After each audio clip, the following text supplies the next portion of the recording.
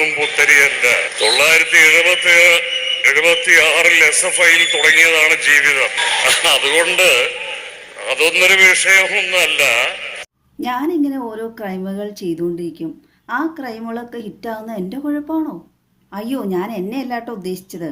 കാമപ്പിശാശ്, കാമക്കിഴവൻ, ഇപ്പോൾ അറസ്റ്റിലായിരിക്കുന്ന പീഡന രാജാവിനെയാണ് ഉദ്ദേശിച്ചത്. അതെ, അഹങ്കാരത്തിനും ധാർഷ്ട്യത്തിനും കൈയും കാലും വെച്ച പീഡനവീരൻ രഞ്ജിത്ത് പോലീസ് അതിവിദഗ്ധമായി കീഴടക്കിയിരിക്കുക. രക്ഷപ്പെടാൻ ശ്രമിച്ചു.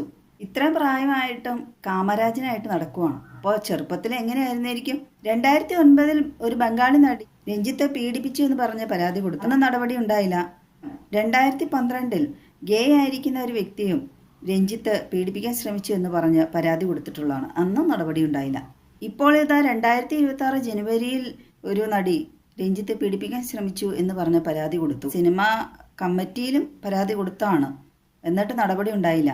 ഒരു കണക്കിന് നന്നായി അന്ന് നടപടിയൊന്നും ഉണ്ടാകാത്തത്. അതുകൊണ്ട് ഇപ്പോൾ ഇയാളുടെ തനി നിറം പുറത്തു വന്നു. ഇപ്പോഴെടുത്ത നടപടിക്ക് പോലീസുകാരെ എത്ര അഭിനന്ദിച്ചാലും വരിക. കാളിരാജ് മഹേഷ് എന്ന IPS ഉദ്യോഗസ്ഥനും അശ്വതി ജിജി എന്ന DCPയും ചേർന്ന് അതിവിദഗ്ധമായാണ് രഞ്ജിത്തിനെ കുടുക്കിയത്. ഒരുപക്ഷെ ഇലക്ഷൻ സമയം വരാൻ നോക്കിയിരുന്നായിരിക്കാം. അങ്ങനെയാകുമ്പോൾ രഞ്ജിത്തിന് വേണ്ടപ്പെട്ട പാർട്ടിക്കാരൊന്നും ഇടപെടില്ലല്ലോ. രഞ്ജിത്തിൻ്റെ കേസിൽ ഊരിപ്പോരാൻ പെട്ടെന്ന് സാധിക്കുകയുമില്ല. പാർട്ടിക്കാരോ മറ്റുന്നതരൊന്നും രഞ്ജിത്തിന് വേണ്ടി ഇടപെട്ടിട്ടില്ല എന്നാണ് വാർത്തകളിൽ കണ്ടത്. പോലീസിൽ നിന്ന് രക്ഷപ്പെടാൻ ശ്രമിച്ചെങ്കിൽ തീർച്ചയായും രഞ്ജിത്ത് കുറ്റം എന്തെങ്കിലും ചെയ്തിട്ടുണ്ടാവണമല്ലോ. ഈ പോലീസുകാരെ കളിപ്പിക്കുമ്പോൾ അവർക്ക് കലിപ്പ് കൂടുകയും ചെയ്യും.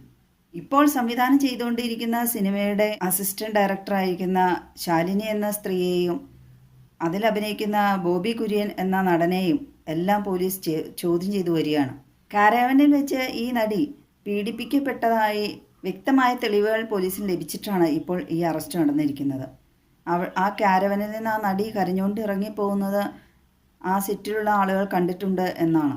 രഞ്ജിത്ത് പല നടിമാരെയും ഇതുപോലെ പീഡിപ്പിക്കാൻ ശ്രമിച്ചിട്ടുണ്ട് എന്നാണ് ഇപ്പോൾ പല ആരോപണങ്ങളും ഉയർന്നു വരുന്നത്. രഞ്ജിത്ത് ഇടയ്ക്കിടെ ക്രൈം ചെയ്യാറുണ്ടെന്ന് പറഞ്ഞതിൽ ഏറ്റവും വിഷമിപ്പിച്ചത് മഹാനടനായിരുന്ന മൺമറഞ്ഞു പോയ ഒടുവിൽ ഉണ്ണികൃഷ്ണൻ എന്ന നടനെ സെറ്റിൽ വെച്ച് ചെകിട്ടത്ത് ആഞ്ഞടിച്ചിട്ട് അദ്ദേഹം മുന്നോട്ട് കവന്ന് വീണു എന്നാണ്. അദ്ദേഹം കിഡ്നി രോഗിയായിരുന്നു, ഡയാലിസിസ് ഒക്കെ കഴിഞ്ഞിരിക്കുന്ന സമയമായിരുന്നു എന്നാണ്. 6-ാം തമ്പുരാൻ എന്ന സിനിമയുടെ പ്രൊഡ്യൂസറായിരുന്ന ആലപ്പി അഷ്റഫ് അദ്ദേഹത്തിൻ്റെ സ്വന്തം യൂട്യൂബ് ചാനലിൽ പങ്കുവച്ചിട്ടുള്ളതാണ് ഈ അനുഭവങ്ങളൊക്കെ. അന്ന് അത് വൈറലായി മാറി. പക്ഷേ അദ്ദേഹം തന്നെ പറഞ്ഞിട്ടുണ്ട്, ക്രൈം നന്ദകുമാർ ഇതിനു മുമ്പ് അങ്ങനൊരു സംഭവം വിളിച്ചു പറഞ്ഞിട്ടുണ്ട്. ആരും അധികം ശ്രദ്ധിച്ചിട്ടുമില്ല. ക്രൈം നന്ദകുമാർ പറയുന്നത് വിശ്വസിക്കാതിരിക്കാൻ തരമില്ല. കാരണം മറുനാടൻ ഷാജൻ്റെ കൊട്ടേഷനുമായി ബന്ധപ്പെട്ട ഒരാളുടെ അഭിമുഖത്തിൽ പറഞ്ഞിട്ടുണ്ട്, ഈ ഷാജനെയും ക്രൈം നന്ദകുമാറിനെയും ചേർത്താണ് കൊട്ടേഷൻ കൊടുത്തതെന്ന്. അദ്ദേഹം ജയിലിലായിരുന്നത്. ക്രൈം നന്ദകുമാർ വിളിച്ചു പറയുന്നത് സത്യമായതുകൊണ്ടായിരിക്കാമല്ലോ അദ്ദേഹത്തിനെ ചേർത്ത് കൊട്ടേഷൻ കൊടുത്തായിരുന്നു അവർക്ക്. അതുപോലെ തന്നെ അദ്ദേഹം വേറൊരു കാര്യം കൂടെ അദ്ദേഹത്തിൻ്റെ ചാനലിൽ പറയുന്നുണ്ട്. ഈ രഞ്ജിത്തിൻ്റെ ഭാര്യ അദ്ദേഹത്തിൻ്റെ ഈ കുൽസിത പ്രവൃത്തികൾ കാരണം മാനസിക രോഗിയാണെന്ന്. ഞാൻ ആലോചിക്കുകയാണ്, ഒരുപക്ഷെ ഒടുവിൽ ഉണ്ണികൃഷ്ണൻ മരണപ്പെട്ടില്ലായിരുന്നു, ഇപ്പോൾ ജീവിച്ചിരിപ്പുണ്ടായിരുന്നു, രഞ്ജിത്തിനെതിരെ ഒരു വധശ്രമത്തിനും കൂടെ കേസെടുക്കാമായിരുന്നു. നന്ദകുമാർ മറ്റൊരു കാര്യം കൂടെ പറഞ്ഞിരുന്നു, എത്രമാത്രം ശരിയാണ് എന്നറിയില്ല. രേവതിയെക്കുറിച്ച്, ഈ രഞ്ജിത്തിൽ നിന്ന് രേവതി ഗർഭിണിയായി എന്നുവരെ.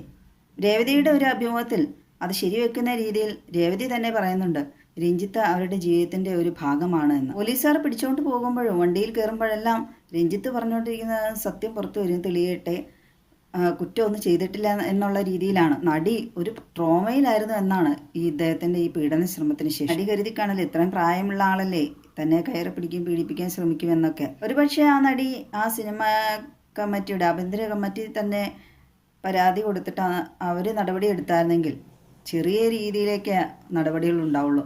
ഒതുങ്ങിപ്പോയനായിരിക്കും ഇത്. അടൂർ ഗോപാലകൃഷ്ണന് അവാർഡ് കിട്ടും എന്ന് വാദിച്ച് തമാശ പറഞ്ഞുകൊണ്ടിരിക്കുമ്പോൾ ആണ് ഒടുവിൽ ഉണ്ണികൃഷ്ണനെ രഞ്ജിത്ത് ആക്രമിച്ചത്.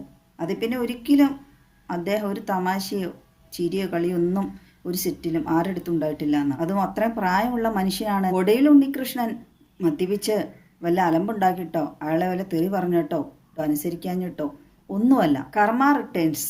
അതാണ് രഞ്ജിത്തിൻ്റെ കാര്യത്തിൽ സംഭവിച്ചതെന്ന് പറയും. ഒടുവിൽ ഉണ്ണികൃഷ്ണൻ അദ്ദേഹത്തിൻ്റെ ശാപമായിരിക്കാം ഇപ്പോൾ രഞ്ജിത്ത് ഇങ്ങനെ നട്ടം കറങ്ങുന്നു. അന്ന് അദ്ദേഹത്തിന് പ്രതികരിക്കാൻ കഴിഞ്ഞില്ല. മരണശേഷം അദ്ദേഹത്തിന് നീതി ലഭിച്ചു എന്ന് പറയാം. അങ്ങനെയാണെന്ന് പറയാൻ കാരണം മരണക്കിടക്കയിലും ഒടുവിൽ ഉണ്ണികൃഷ്ണൻ അദ്ദേഹത്തിന് വേണ്ടപ്പെട്ട ഒരു ഡോക്ടറോട് രഞ്ജിത്ത് കരണത്തടിച്ച കാര്യം വളരെ വിഷമത്തോടു കൂടി പറഞ്ഞു. അല്ലെങ്കിലും എന്തെങ്കിലും ഒരു കാരണം ഉണ്ടെങ്കിൽ ദൈവത്തിൻ്റെ ശാപം ഓട്ടോമാറ്റിക്കലി 7 തലമുറ ഒരു മനുഷ്യനെ പിന്തുടരുമെന്നാണ്. അത് ബാധിക്കപ്പെട്ട ആൾ ശപിച്ചാലും ഇല്ലെങ്കിൽ രഞ്ജിത്തിനെ പോലെ പീഡകന്മാര് സിനിമയിൽ ഇതുപോലെ തുടർന്നിട്ടുണ്ടെങ്കിൽ ഒരുപക്ഷെ സിനിമ ഇൻഡസ്ട്രി തന്നെ നിന്ന് പോകാൻ സാധ്യതയുണ്ട്.